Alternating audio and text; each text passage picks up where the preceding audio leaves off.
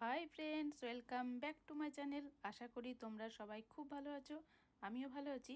আজকে আমার এই নতুন ভিডিওতে তোমাদের সবাইকে স্বাগত জানাই। আজকে আমার এই ভিডিও থেকে তোমরা জানতে পারবে বেলের কত রকম উপকারিতা আছে, বেল কখন খেতে হবে, কিভাবে খেতে হবে, বেল খেলে কি কি রোগ প্রতিরোধ করা যাবে, সমস্ত কিছু আজকের এই ভিডিওতে তোমাদের সামনে ডিটেলস আলোচনা করব। বেল একটি পুষ্টিকর এবং উপকারী ফল। কাঁচা পাকা দুই অবস্থাতেই সমান উপকারী। কাঁচা বেল ডায়রিয়া ও আমাশয় রোগের ধন্বন্তরী কাজ করে। পাকা বেলের শরবত খুব সুস্বাদু। বেলে রয়েছে প্রচুর পরিমাণ ভিটামিন এ, ভিটামিন সি এবং ক্যালসিয়াম, ফসফরাস ও পটাশিয়ামের মতন মূল্যবান পুষ্টি উপাদানও। বেলকে বলা হয় শ্রীফল, কারণ হিন্দুদের পূজা অর্চনায় বেলের পাতা ও ফলের ব্যবহার করা হয়।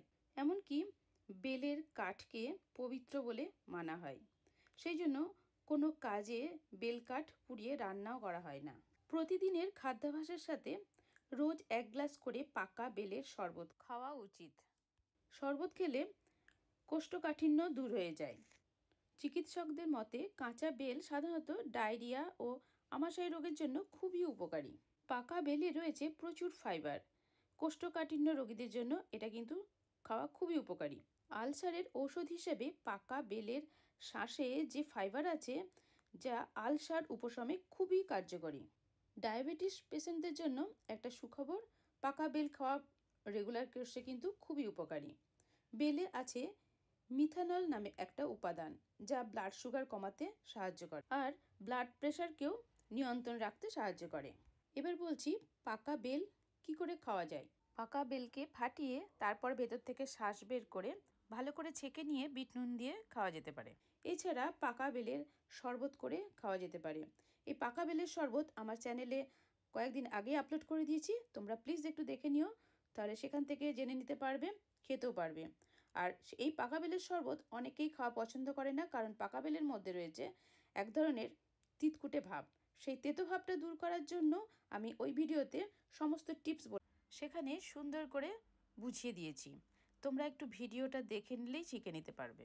সেই ভিডিওটাকে ফলো করে তোমরা যদি পাকা বেল খাও, তোমাদের একদম তেতো লাগবে না, আর সেটা রোজ খাবে। প্রত্যেক দিন খাওয়ার সাথে 1 গ্লাস করে সেই বেলের শরবত তোমরা অবশ্যই খাবে।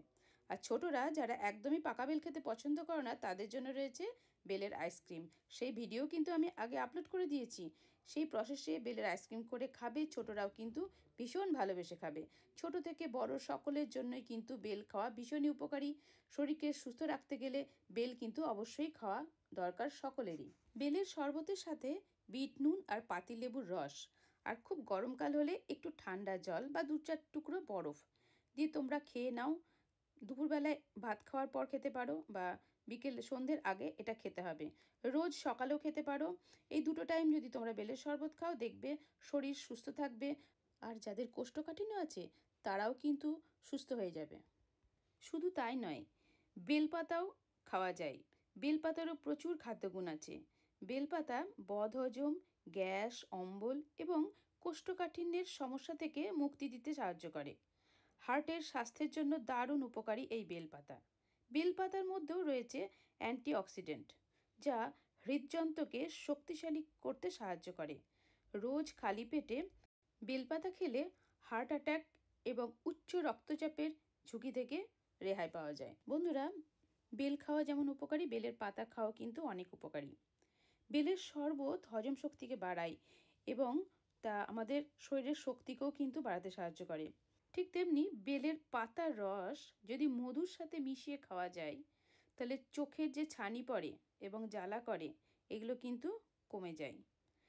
আর বেলপাতার রস মধু ও গোলমরিচের গুঁড়ো মিশিয়ে পান করলে জন্ডিস রোগের নিরাময় হয়। পেট খারাপ, আমাশয়, শিশুদের স্মরণশক্তি বাড়ানোর জন্য বেল ভীষণ উপকারী একটা ফল। বেল খেলে যেমন কোষ্ঠকাঠিন্য দূর হয়, তেমনি আমাশয় যাদের আছে তাদের জন্য কিন্তু খুবই উপকারী। আধপাকা বা সেদ্ধ করা বেল খেলে আমাশয় রোগের জন্য খুবই উপকারী। বেলের শরবত হজম শক্তিকে বাড়িয়ে তোলে এবং আমাদের শরীরের শক্তিকেও কিন্তু বাড়িয়ে তোলে। শত গুণে সম্পন্ন এই বেল আমাদের শরীরের জন্য যেমন উপকারী, আমাদের সমস্ত কাজেও কিন্তু লাগে। পুজো পার্বণেও কিন্তু আমাদের বেল না হলে চলে না। তাই আমি বলবো বন্ধুরা, রোজ তোমরা বেল খাও, তাহলে শরীর সুস্থ থাকবে। আর আমার এই ভিডিওটা কেমন লাগলো অবশ্যই কিন্তু কমেন্ট করে জানিও। ভালো লাগলে লাইক আর শেয়ার করতে ভুলবে না। নতুন বন্ধু হয়ে থাকলে অবশ্যই চ্যানেলটাকে সাবস্ক্রাইব করে নোটিফিকেশান ডান করে রেখো। নেক্সট টাইম আবারও নতুন ভিডিওর সাথে দেখা হবে। তোমরা বাড়িতে থাকো, সুস্থ থাকো, টাটা, বাই বাই।